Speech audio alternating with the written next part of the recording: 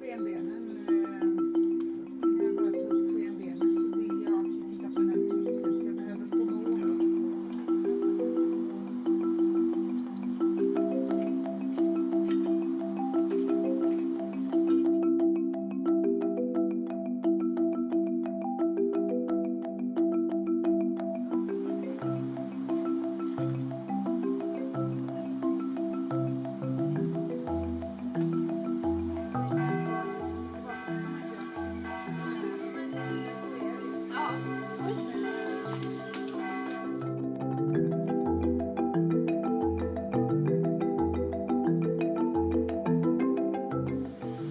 Det är så bra att ni kan filma också när jag inte är här. Ja, men vi försöker filma på så fort det går.